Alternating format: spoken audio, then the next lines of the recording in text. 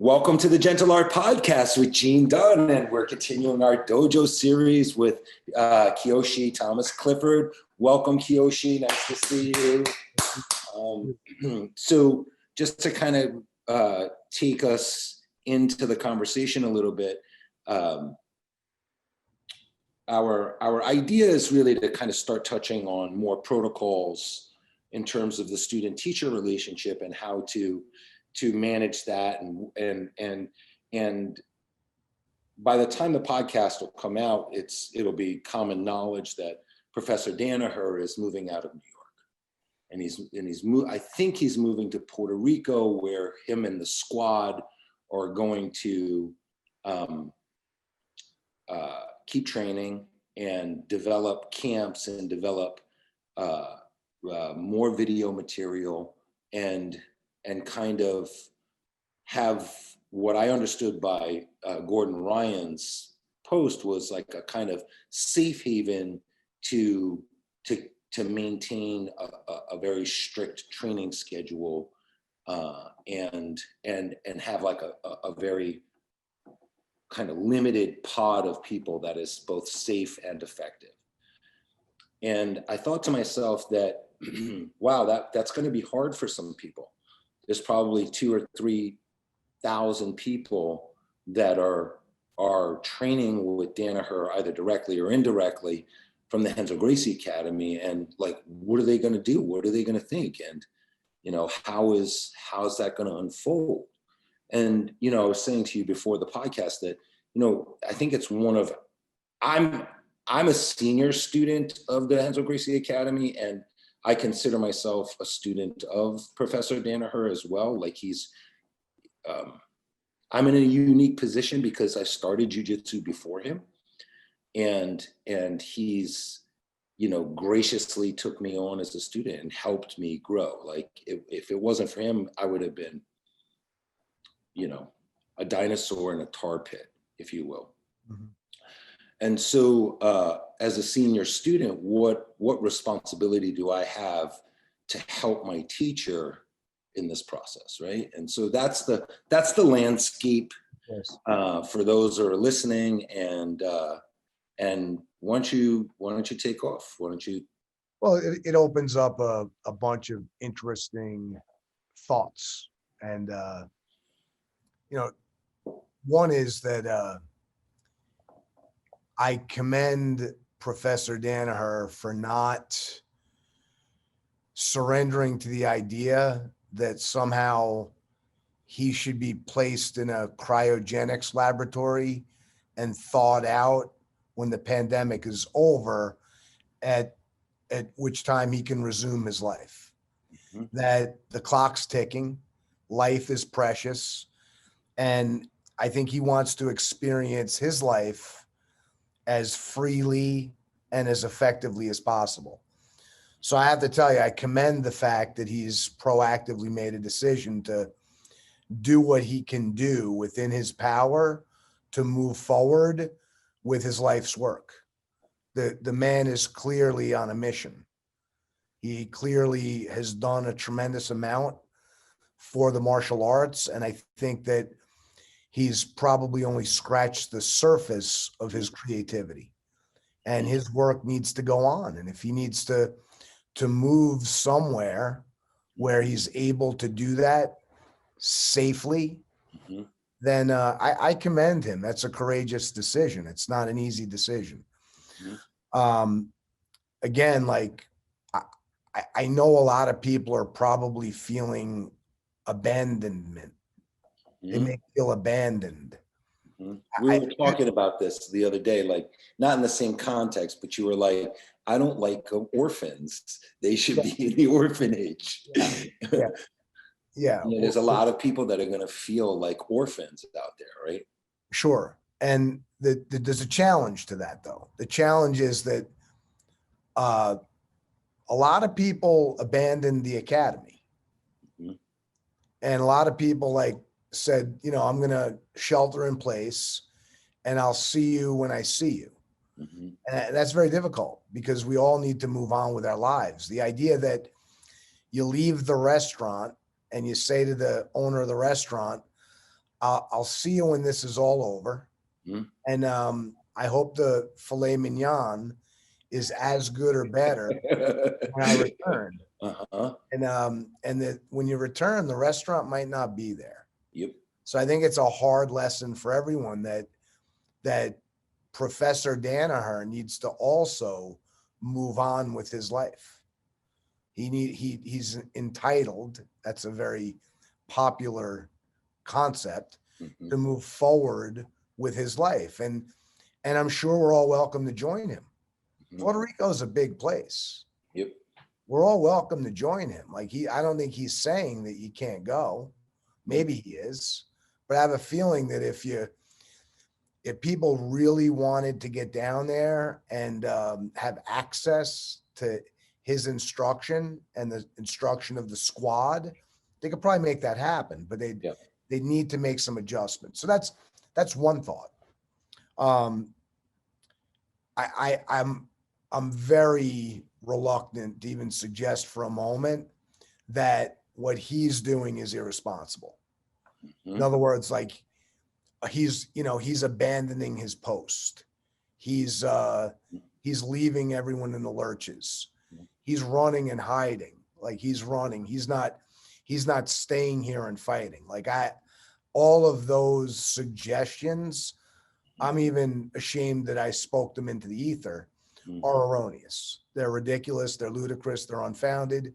If you're thinking that, stop. Do yourself a favor, knock it off. Mhm. Um, so I don't know. I mean, Yeah, like, progress is natural for us, right? Like we're supposed to be outgrowing yeah, our post to yes, the next post. yes, And it's interesting because I see him doing that, right? Like I see him, the videos and the squad has moved him into a place where like now he's the leading expert. If you ask me, mhm, he's like the number one instructor in the world, if you will, sought after, sure, from my perspective at least. sure, Right? I have some bias, yes, but um, and so I'm very happy to see him move up. Like I think he does have a responsibility now to like his new dojo, which is the entire world, if you will. yes, yes, And I texted him the other day, and he's like, "Buddy, I'm moving," and I said, "That's the word on the street," and he was like, let's have dinner and I'll tell you all about it. And I said, good. I want to say thank you to your face uh, for all the things that you've done for me. I'm so grateful.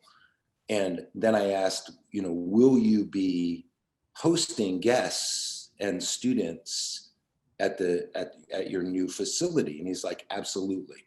When this thing blows over, when this thing calms down a little bit and cools out, and we can actually do jujitsu legally. I mean, he didn't say that, but that's what I got from it. Like, mhm. then we'll do that, and there'll be a place for you and everyone else. And so, like, I think that that's a very natural next step, Of course, right? It's a very, very natural next step. And if someone is, it's my assertion that if someone's bucking that, if someone's got a problem with that, that they're not actually in a position where they're honoring their neck. They're not outgrowing anything. They're not going to the next level. how convenient.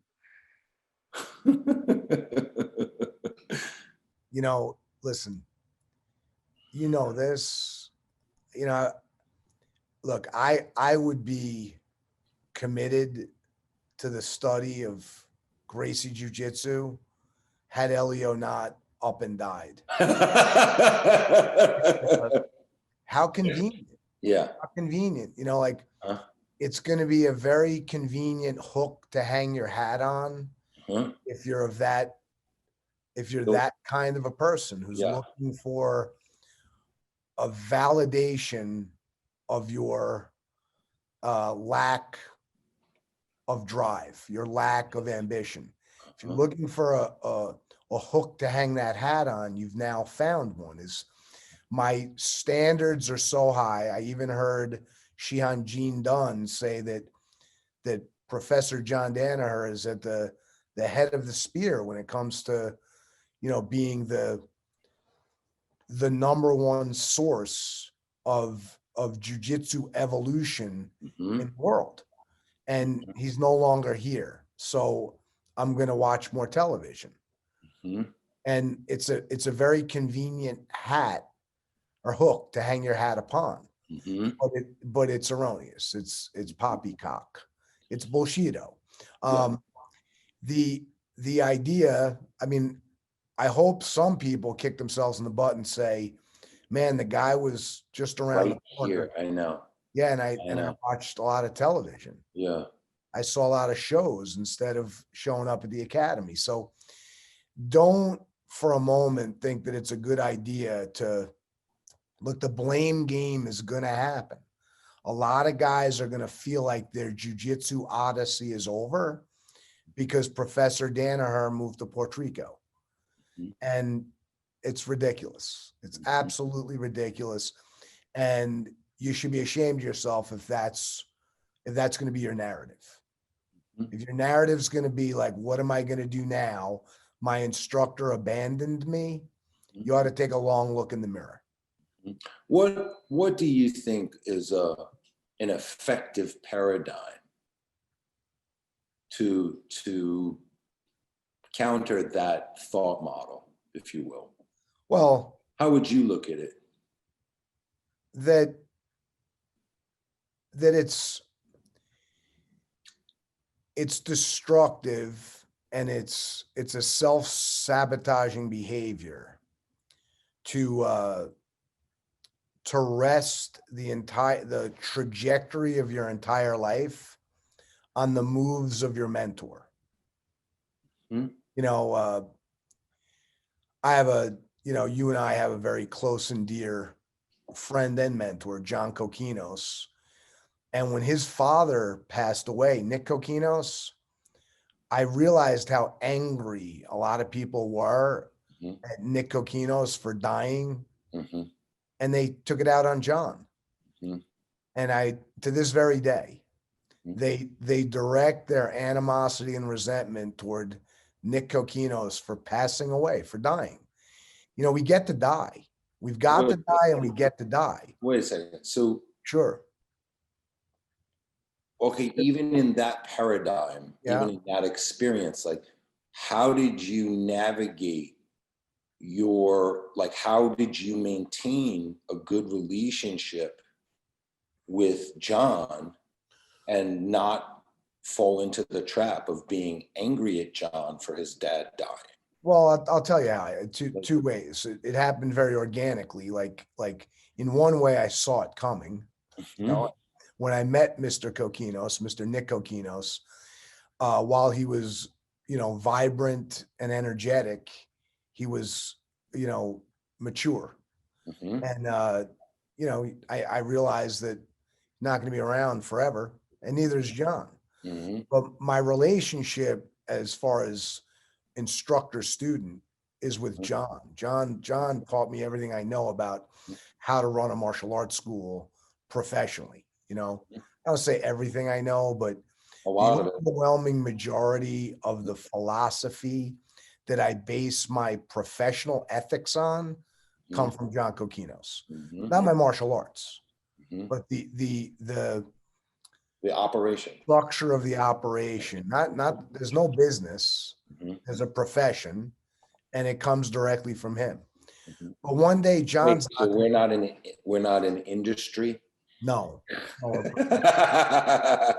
but but but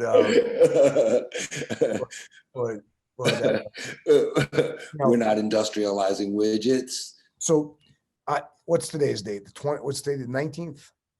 Today's the It, 19th, right? it's a week before Thanksgiving. Well, the 17th was my mom's birthday, and the reason I bring it up is because my daughters and I, and my son's too young, he's like 1.3, but Karina, Kalissa, and I spent the day with grandma, with my mom, and we didn't go to the cemetery. We don't have her in an urn above the fireplace, but we spent the day with my mom. And my mom's been gone for 2 years physically, but she's still here. Her influence is still here. And we spent a great deal of the day talking about our favorite memories of grandma. Mhm. And and I have some memories of grandma, their grandma, my mother, that aren't the greatest. They're not the greatest, but I chose to memorialize the things that serve my children best. So I'm you, not mad. I'm not mad at her though for leaving, Mhm. and I don't want my kids to be mad at grandma for leaving. I think it sets them up because I'll be leaving too, and Mhm. I don't want them feeling abandoned when it's my time to go. Mhm. It's my time to go. If they need me, I'll still be there. All they have to do is think. They Mhm. don't have to get a Ouija board and do a seance. They just have to think. Mhm. And when Professor Danaher ends up in Puerto Rico, if you really were a student of his instruction, you might take the opportunity to sit and think. And he'll still be there for you if you think. And when you think, if you don't remember much, then there's a lesson in that. Mhm. It means that when he was there, you weren't. Mhm. Who abandoned whom? So there's a whole scope of lessons within the idea that Professor Danaher is moving to Puerto Rico. Mhm. That some of them I think will benefit those affected, and if you look at it through a different lens, it's going to be very negative. It's going to be sad. It'll be depressing. It'll be a good hook to hang the hat of mediocrity upon, Mhm. but it's erroneous. It's complete and utter bullshito.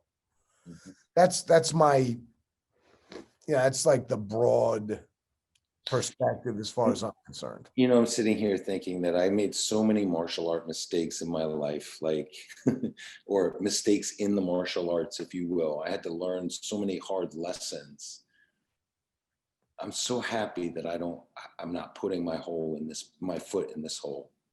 Like, Yeah, yeah, of like like, I'm not happy to see the guy go, course not. but I'm very, very happy that he's moving into what he feels is a good position for himself.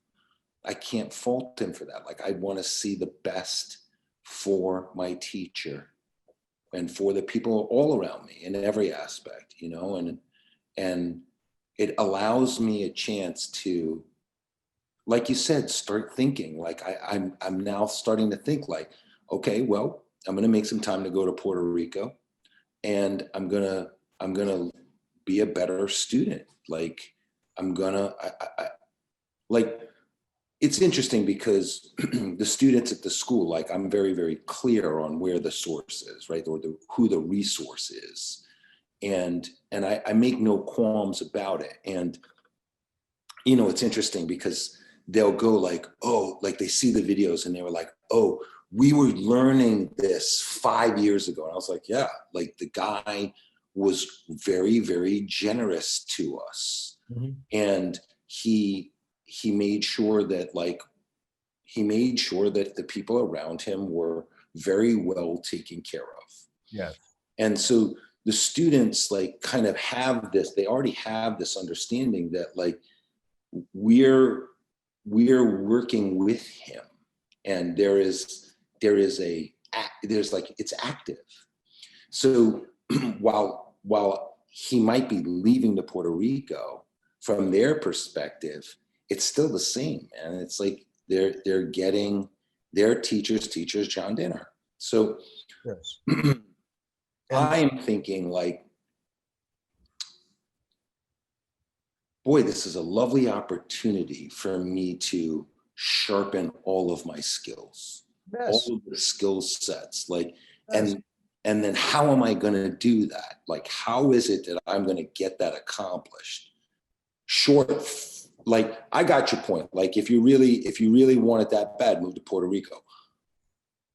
I'm not moving to Puerto Rico. I have, that's just not in my cards. It's right. My roots are here. I'm fine with that. Mhm. But I'm also inspired to continue to outgrow my own post. Yes. How do I get up above even this challenge? Yeah. When,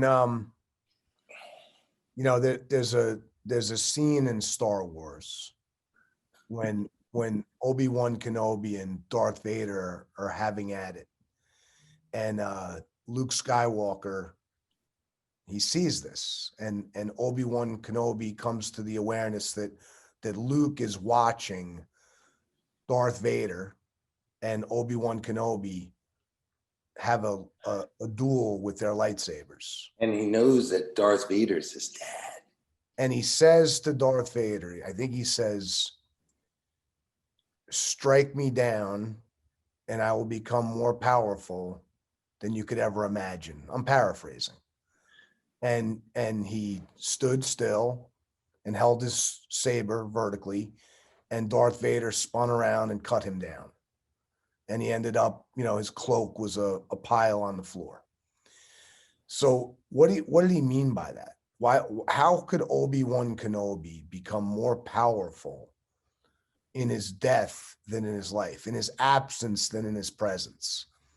He became more powerful to Luke Skywalker in his absence than in his presence, because Luke Skywalker no longer had a crutch to lean on. That's right. He didn't have a guy to like, Obi-Wan, how'd that go again? How'd that go again? And I think we all find that to be true. And that's, this is like the idea of immortality. And, my parents have a very powerful role in my life and in the lives of my children in their absence. Mm-hmm. Arguably more powerful than it could have, would have, should have been in their presence. Now, I'm not saying that's good or bad. I'm just saying that that's how it is. Yeah. Let me ask you something. Like, how do you, as a martial arts teacher, how do you make sure that you're having that kind of powerful influence? You can't be sure. I mean, I don't think I have that kind of powerful influence. What I try to do in using the Joseph Campbell model of the hero's journey is, I'm not interested in cultivating a group of Luke Skywalkers or a group of who was it with Merlin and the sword and the stone, and was that King Arthur? Yes. Yeah, I'm not interested in those. I'm interested in trying to get people to embrace the idea that they'll become Yoda and Mr. Miyagi, and they'll become Obi-Wan, or any mentor who you could think of for other people. In other words, I assume they're on their own hero's journey, and I take that for granted. They're certainly not on mine. I'm on my own, and I assume that they're on their own.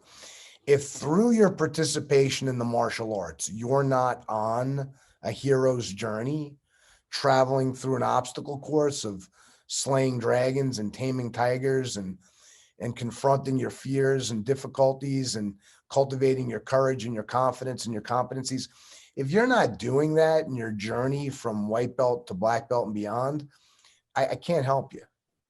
Like to me, it's so abundantly obvious that the hero's journey component is crystal clear. What's often unclear is the obligation that each of those individuals have to become the mentor, to become the guide, not the God, but the guide for other people. And not just someday, but now, right now. In other words, you don't have to wait till you become a Jedi to be a role model in the lives of other people. Mm-hmm. So if you're participating in a martial arts program and you're tapping in to the power of the martial arts, which again, I always believe boils down to what we're doing is learning how to turn chaos into order. We're learning how to set and achieve goals, make and keep promises, accept and honor commitments. That's what we're doing. That's, and it's physical practice, and there's a whole bunch of sub competencies beneath it and skills. And those things are very relevant. You can't just write them off as though they're unimportant. The process requires the difficulty of the cultivation of those particular skills, as useless as they usually end up becoming. Their usefulness ends up being found in their uselessness. Yes. But throughout the journey, there's no reason why the yellow belt should not be Obi-Wan Kenobi or Yoda to the white belt Luke Skywalker. There's no reason why the green belt and the blue belt shouldn't have that kind of an influence on the white belt and the yellow belt, and so on up the line. So sometimes it requires the absence of a powerful presence like Professor Danaher's for a lot of people in the blue basement. And I'll probably get my jaw wired for saying this, but to get off their own ass and be more of a producer and less of a consumer. Who's going to carry the torch? Who's going to pick up the ball and run with it? Whatever metaphor you want to use, but who's going to carry on? Man, I drop dead tomorrow. Like, I have an 11-year-old daughter. Like, she has a responsibility to her 5-year-old sister and her 1-year-old brother.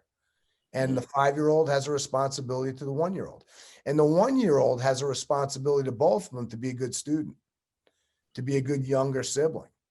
And I hope that I've instilled that through my example more than through my explanation.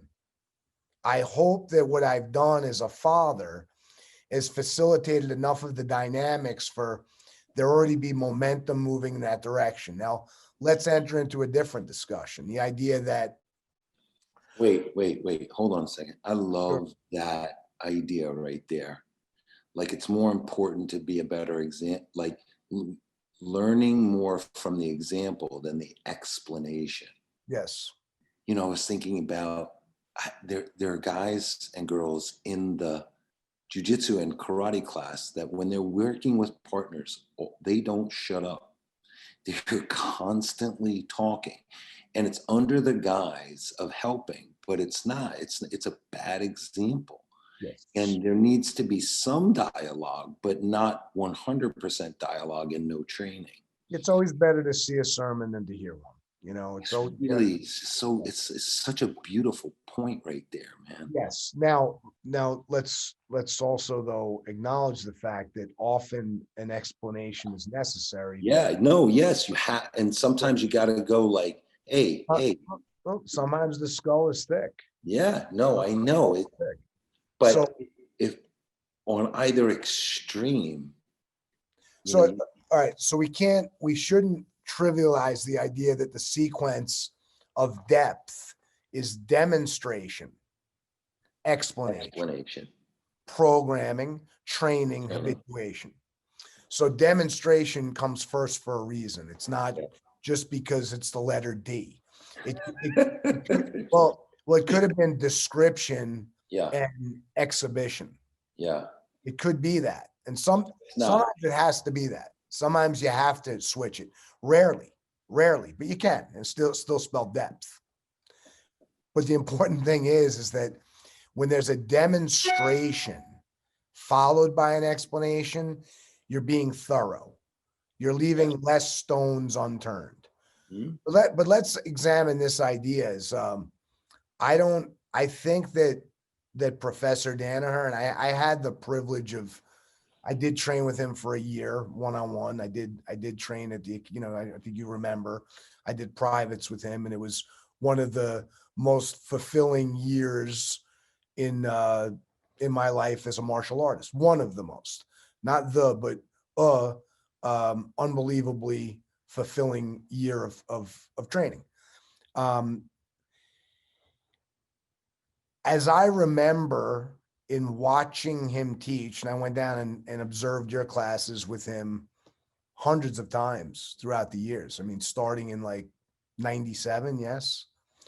I think he's always taught with the idea in mind that he's not going to be around forever. Mhm. And I think Yeah, that it actually has. yeah, well, if you don't, you're irresponsible. See, like the moment my first daughter came into the world, I had to embrace the idea that I'm not going to be around forever. Now, I embraced that idea long before she showed up, and I think everybody should. But when you're in a role of responsibility for others, where you could say they're dependent upon you for X, Y, or Z, I think that you'd be remiss in not approaching the entire process with the understanding that you will not always be there. Mhm. You will not always be there. None of us are getting out of here alive, right? That's number one. Number two is while we're alive, life happens and it pulls us in all sorts of directions. It also pulls our students in all sorts of directions. Mhm. As an instructor, when you accept the responsibility of bringing someone through the journey or accompanying them, I should say, and influencing them on the journey from white belt to black belt, I think it should be approached with the thought that they might not make it to black belt. They might move away. They might get ill. They might get injured. There might be a circumstance that takes them away from your influence. So what is it about your influence that's going to be indelible? Mhm. What are you going to be able to indelibly etch in the heart and the mind of that individual that's going to serve them for Throughout a lifetime? forever, yeah. Yeah, yeah. So if you do those things, then there's no abandonment.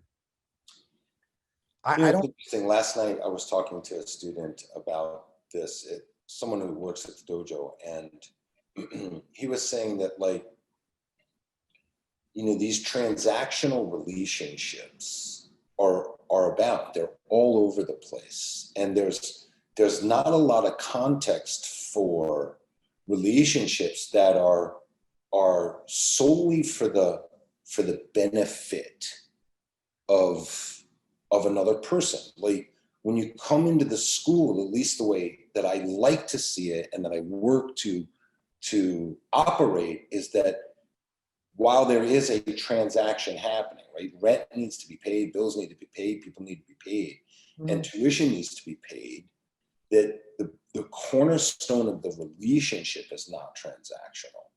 And that it's really to impart something far greater than what can be purchased. Now, again, like I say it all the time, I'm grateful for the tuition.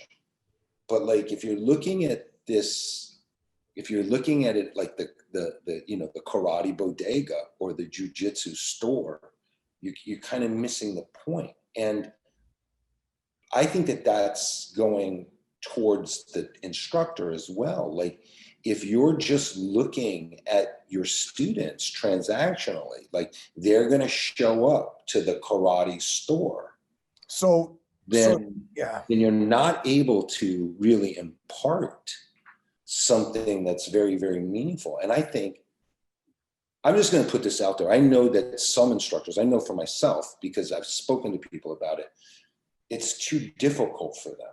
They get too invested in when people leave, they get hurt. So they excuse away their inability to cope with it, their inability to keep giving and loving by making it transactional. yeah, It's very intense for them. yes, And I understand that. I just think it's weak on an instructor's part. That's not what you sign up for. You yeah, sign up for making a difference in people's lives. yeah. You touch upon the idea that for many people, the emotional pain is so excruciating that they shut down. They want to, it's much less painful to keep it nice and superficial. Yep. So I'll say this is,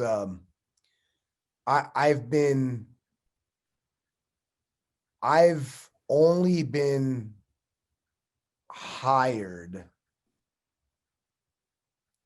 right now about 82 times, 82 actual times, not multiplied by, but I've been fired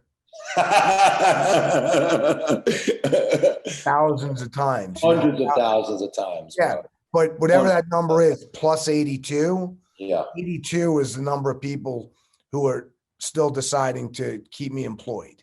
Mm-hmm. So I have 82 bosses right now, quote unquote, if we're going to use the paradigm of they pay me and I work for them to teach some lessons.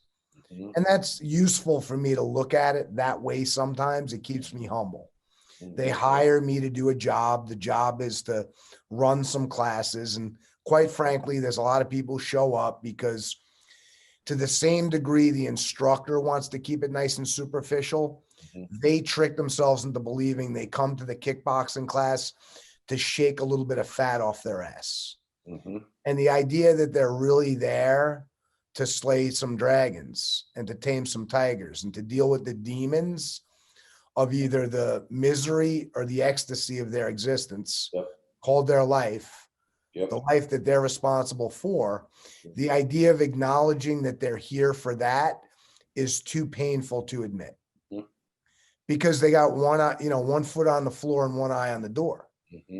And the idea that they're going to admit that they're at the dojo to straighten themselves out, or as a parent, the idea that they're bringing their kid here to straighten it. Listen, I've been to the mall and I have 3 of my own. You've been to the mall, right? You've been to the mall. You've seen the kid screaming, being dragged by one arm, across the linoleum of the department store, kicking his feet. And you might have been that kid. I was that kid, and parents often want to make it seem like their child is otherwise perfect, but they're dropping them off at the dojo for some recreation. That's not accurate. Not accurate, but what they don't want to do is they don't want to come in and tell on their kid. Yeah, and they also don't want to come in and train. A lot of them don't want to come in and train. True, but look, and I have a long list of resentments.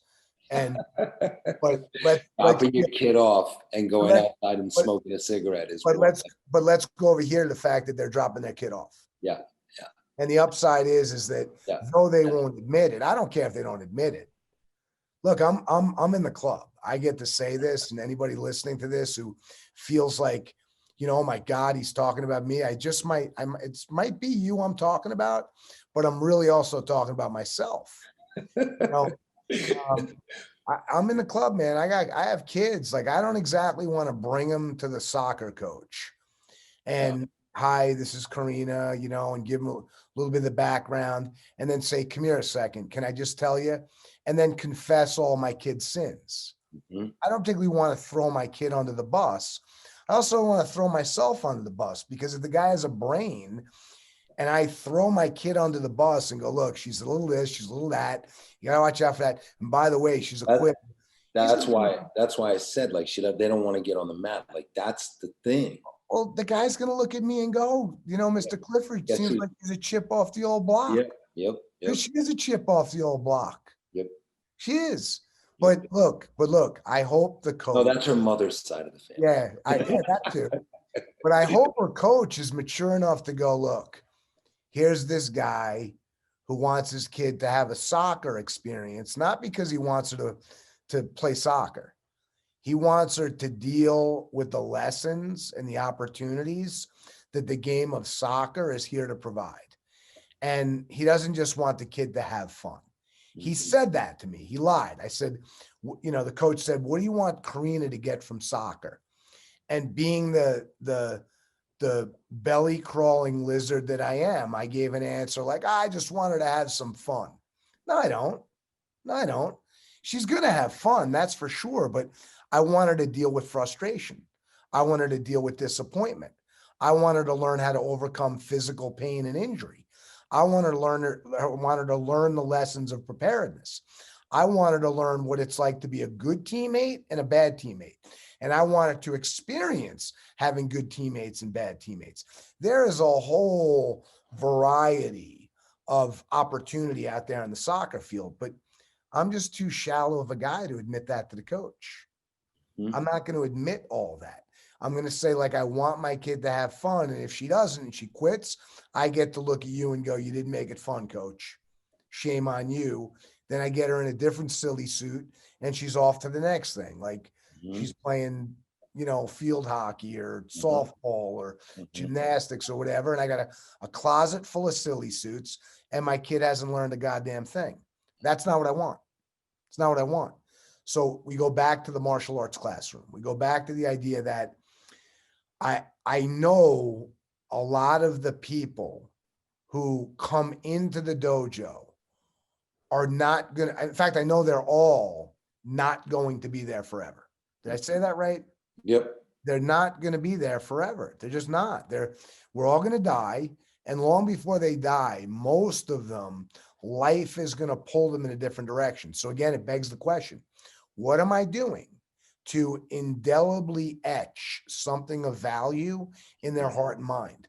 And let me finish with this because I know we're running out of time. And I'd like you to expand upon your thoughts on your teacher leaving. I know that I occupy space in the minds of a lot of people who came through the front door of my dojo. I occupy space in a lot of their minds. And I'm ashamed to say that it's not all good.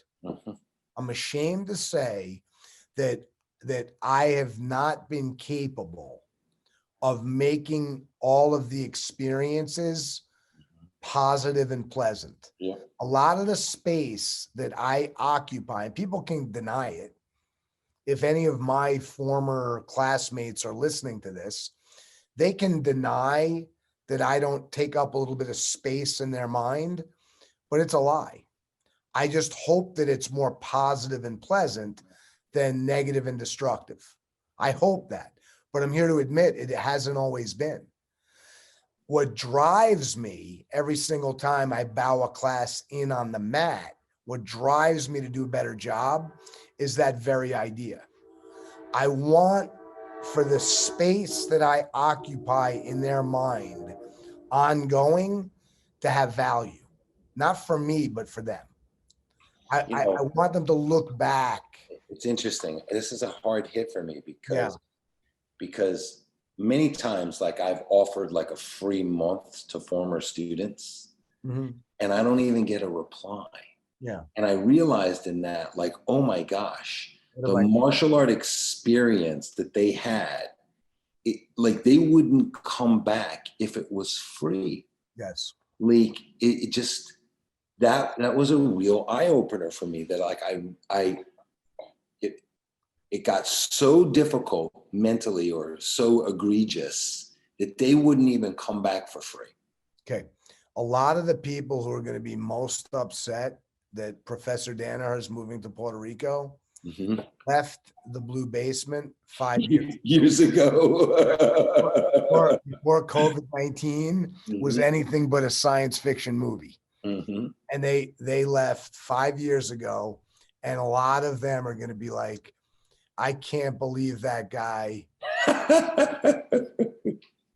Listen, let me expand on my teacher leaving. I am forever grateful to John Danaher for all the lessons and all the friendship, the love, the support, the martial arts, everything. I'm so grateful for what he's given me and what he will continue to provide. And my position in the matter is that I'll do whatever it takes to support that person. He's been an amazing addition to my experience. And that's it. And I think that this podcast achieves that, or I hope it achieves that in some way. Like, Professor Danaher, we love you and we support you. And we'll see you on on that side, like wherever that brings us.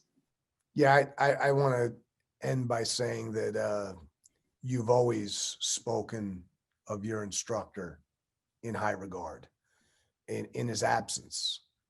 You've always held him in extraordinarily high regard. You've always spoken of him privately and publicly in the most dignified manner. And just like Dave Kovar and John Kokinos, you don't wait until a tragedy occurs before you're willing to acknowledge the positive impact the person's had in your life. And that's a compliment to you. And I hope you can accept that you've always held him in such extraordinarily high regard.